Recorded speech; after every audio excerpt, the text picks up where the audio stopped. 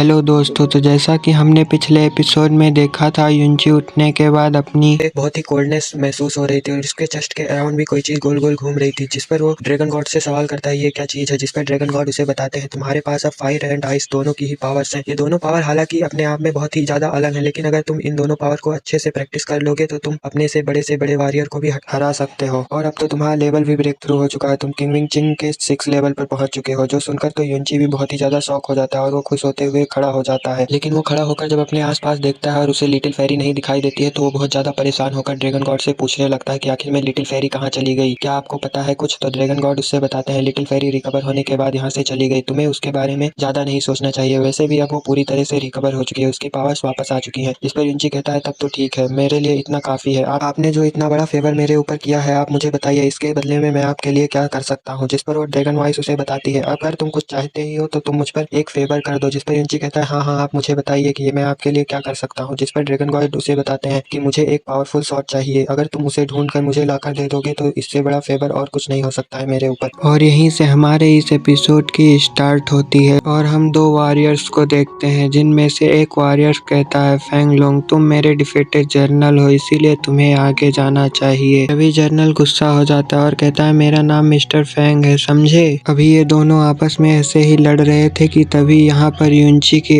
God level की entry हो जाती है और वो कहता है तुम दोनों गधे यहाँ पर क्या कर रहे हो। यहाँ पर युनची को ऐसे देखकर यहाँ पर आधे से ज्यादा लोग सदमे में आ चुके थे कि युनची आखिर में उस जगह से जिंदा बचकर वापस कैसे आ गया। तभी वो दोनों वॉरियर्स कहते हैं युनची तुम तो यहाँ से भाग गए थे, फिर तुम यहाँ पर वापस कैसे आ गए। जिस पर मिस युन युनची को समझाते हुए कहती आप इन लोगों की बातों पर ध्यान मत दीजिए। लेकिन युनची तो अब बहुत ही ज्यादा भड़क चुका था, वो कहता है तुम दोनों कहना क्या चाहते हो, तुम दोनों गधे जैसे शकल के इंसान हो, तुम मेरे सामने एक पल भी नहीं टिक सकते। ये कहते हुए युनची यहाँ पर उन लोगों को फाइट के लिए चैलेंज कर देता है। वो दोनों भी अपनी पावर्स को एक्टिवेट करते हुए तैयार हो जाते हैं। युनची अपनी शैडो डांसिंग टेक्निक का यूज करते हुए उन लोगों को पलक झपकते ही कंफ्यूज कर देता है। वो दोनों यही नहीं समझ पा रहे थे कि आखिर में युनची इतनी तेजी के साथ कैसे अटैक कर पा रहा है। तभी वो दोनों फिर से युनची के ऊपर अटैक करने के लिए जाने लगते हैं, लेकिन युनची ने पहले ही इन दोनों के ऊपर अटैक कर दिया था, जिसे ये शील्ड लगाकर बचने की कोशिश करते हैं। लेकिन युनची तेजी के साथ आते हुए यहाँ पर अटैक कर देता है, जिससे इनकी शील्ड टूट जाती है और ये दोनों जाकर बहुत ही ज्यादा दूर गिरते हैं और ये दोनों बहुत ज्यादा घायल भी हो जाते हैं। जिसके बाद युनची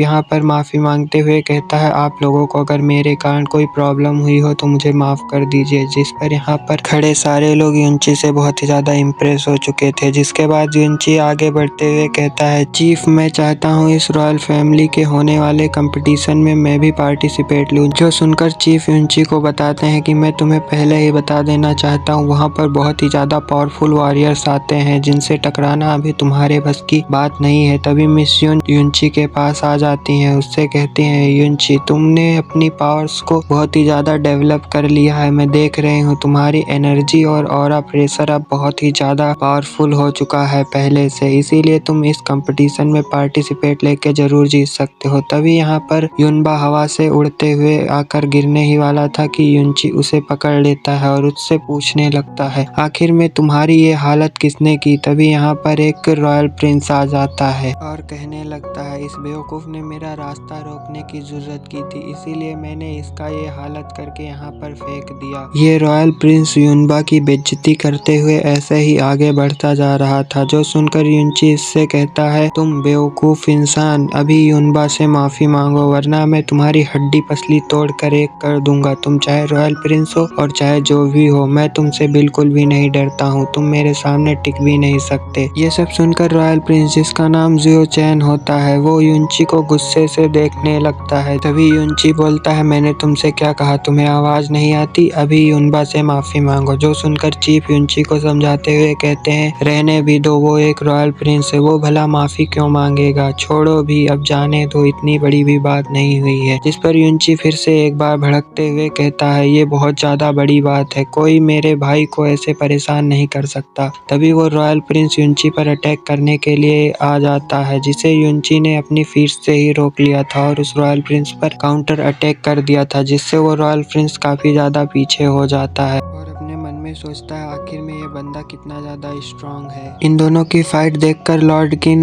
अपने मन में सोचते हुए कहते हैं आखिर में युनची तो लेवल 5 का वॉरियर है, फिर उसने लेवल 10 के वॉरियर को इतना ज्यादा आसानी से कैसे हरा दिया। युनची तो मुझे हर बार ही शॉक कर देता है अपनी स्किल्स से। तभी युनची उस रॉयल प्रिंस का मजाक बनाते हुए कहता है बेटा तुम्हारी हिम्मत कैसे हुई मेरे प्यारे युनबा को हर्ट करने की, अब देखो मैं तुम्हारी हड्डी पसली तोड़ के कैसे उससे माफी मंगवाता हूँ। जो सुनकर वो रॉयल प्रिंस बहुत ज्यादा भड़क जाता है और वो खड़ा होते हुए कहता है मुझे लगता है अब तुमसे सीरियसली फाइट करनी ही होगी, तुमने मेरी पावर्स को कुछ कम ही जान लिया। जिसके बाद वो रॉयल प्रिंस अपनी स्वॉर्ड को निकालकर युनची के ऊपर अटैक कर देता है, जो देखकर युनची कहता है तुम क्या बेवकूफ हो, तुम जैसे छोटे से वॉरियर को इतना एटीट्यूड शोभा नहीं देता है, तुम मेरे सामने अपनी स्वॉर्ड निकालकर मुझ पे अटैक करोगे। ये कहते हुए युनची अपने फायर पावर का यूज करते हुए उस रॉयल प्रिंस को हवा में ही रोक देता है। ये देखकर वो रॉयल प्रिंस और भी ज्यादा भड़क जाता है और वो अपने स्वॉर्ड के पावर को बढ़ाने लगता है, लेकिन युनची के ऊपर इन सभी पावर्स का कोई भी असर नहीं हो रहा था। युनची तो अभी भी खड़ा होकर मुस्कुराते हुए उस रॉयल प्रिंस के खूब मजे ले रहा था। इसके बाद युनची उस रॉयल प्रिंस को हिट कर देता है, जिससे वो रॉयल प्रिंस घायल होकर काफी ज्यादा पीछे चला जाता है, जो देखकर वो रॉयल प्रिंस भी कुछ नहीं समझ पाता। वो कहता है आखिर में तुम्हारे पास इतनी ज्यादा पावर्स कैसे है, तुम एक लेवल 10 के वॉरियर्स को इतनी आसानी से कैसे हरा पा रहे हो। ये कहते हुए वो अपनी एनर्जी को इकट्ठा करके बहुत ही ज्यादा पावरफुल अटैक कर देता है युनची के ऊपर, जो देखकर युनची ने भी अपने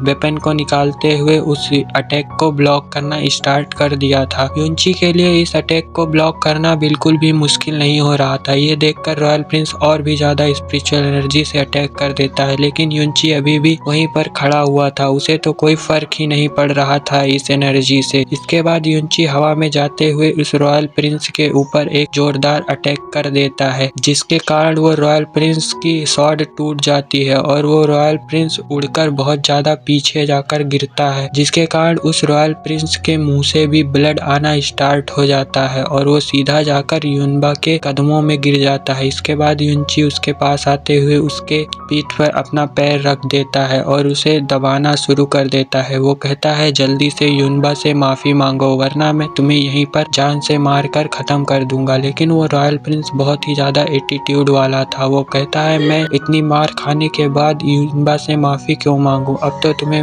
मैं सबक सिखाऊंगा। युनबा भी डरते हुए कहता है भाई भाई रहने दो, अब तो इसकी अच्छी खासी धुलाई हो चुकी है। जिस पर युनची कहता है उस रॉयल प्रिंस से कि तुमने मेरे ब्रदर इन लॉ को परेशान किया है, आज मैं तुम्हें ऐसे तो नहीं जाने दूंगा। और मैं तुम्हें बता दूं कि तुम भले ही एक रॉयल फैमिली से बिलोंग करते हो, लेकिन इसका मतलब यह नहीं कि तुम किसी को भी परेशान कर सकते हो। ये सब देखकर चीफ अपने मन में कहते हैं कि आखिर में युनची यहाँ पर कर क्या रहा है, ये सब इसे बाद में बहुत ही ज्यादा भारी पड़ेगा। लेकिन युनची तो अभी भी अपनी हरकतों से बाज नहीं आ रहा था। वो रॉयल प्रिंस को कहता है कि आज के बाद अगर तुमने किसी भी कमजोर इंसान को हर्ट करने की कोशिश की तो तुम्हें याद रहे कि मैं तुम्हें जिंदा नहीं छोड़ूंगा। के बाद वो अपना पैर उस रॉयल प्रिंस के ऊपर से हटा लेता है। वो रॉयल प्रिंस उठने की कोशिश करता है, जिस पर युनची जमीन पर एक हिट कर देता है, जिससे वो रॉयल प्रिंस उड़ जाता है और उसके बाद उस रॉयल प्रिंस को युनची एक किक कर देता है, जिससे उस रॉयल प्रिंस के मुंह से ब्लड आने लगा था और वो जाकर काफी ज्यादा पीछे गिर जाता है। युनची उस रॉयल प्रिंस के मजे लेते हुए कहता है जाओ बेवकूफ इंसान, आज मैंने तुम्हें छोड़ दिया है युनबा के कहने पर, लेकिन अगर तुम आगे से ऐसा कुछ करते हुए दिखे मुझे तो तुम्हें जान से मार दूंगा मैं। युनची कहता है आज के बाद मेरी ये लात याद रखना बेवकूफ कहीं के। इसके बाद वो रॉयल प्रिंस वहाँ से धीरे धीरे अपनी खस्ता हालत के साथ जाने लगता है। तभी हम युनची को देखते हैं जो आगे बढ़ते हुए उन सभी से माफी मांगने लगता है। वो कहता है यहाँ पर जो कुछ भी हुआ उसके लिए मैं माफी चाहता हूँ, लेकिन युनबा के साथ भी जो हुआ वो बहुत ही ज्यादा गलत था। जिस पर चीफ उससे कहते हैं मुझे इन सब से कोई भी मतलब नहीं है, लेकिन तुम्हें आगे पछताना ना पड़े इसीलिए मैं तुम्हें बताना चाहता हूँ। वो बर्निंग सेक्ट से बिलोंग करता था और वहाँ के लोग बहुत ही ज्यादा एरोगेंट होते हैं। तभी युनची कहता है मुझे इन सारी बातों से कोई भी मतलब नहीं है, मुझे पता है मैंने यहाँ पर जो भी किया है वो बिल्कुल सही किया है। अगर मैं वहाँ पर उस प्रिंस को सबक न सिखाता तो आगे चलकर कोई और भी युनबा को परेशान करने की जरूरत करता। जिस पर चीफ उसे बताते हैं तो फिर ठीक है, अगर तुम्हें इससे कोई प्रॉब्लम नहीं है तो मैं तुम्हें बता देना चाहता हूँ अब तुम कंपटीशन में जा सकते हो। हो। तभी युनबा आगे आते हुए काफी कॉन्फिडेंस में कहता है, ब्रदर इन लॉ क्या मैं भी आपके साथ में चल सकता हूँ? जो सुनकर युनची उससे कहता है, क्या तुम्हें लगता है कि तुम इतने क्वालिफाइड हो कि वहाँ पर चल के तुम फाइट कर सकते हो? जिस पर युनबा कहता है, ब्रदर इन लॉ मैं ऐसा कुछ भी नहीं कह रहा था। जिस पर चीफ उससे कहते हैं, युनची तुमने अभी तक जो भी किया है वो सही किया है। तभी युनची युनबा से कहता है, मुझे लगता है तुमने काफी ज्यादा प्रोग्रेस किया है, इसीलिए मैं तुम्हारे बारे में जरूर सोचूंगा। जो सुनकर युनबा के फेस पर भी जरा सा स्माइल आ गई थी। इसके बाद युनबा चीफ से परमिशन लेते हुए कहता है, क्या मैं जा सकता हूँ युनची के साथ? जिस पर चीफ कहते हैं, अगर तुम्हें लगता है कि तुम वहाँ पर कुछ कर सकते हो तो तुम युनची के साथ जरूर जाओ। इस पर मिस युन कहती हैं कि मुझे लगता है कि युनची युनबा का पूरा ख्याल रखेगा, इसीलिए युनबा युनची के साथ जा सकता है।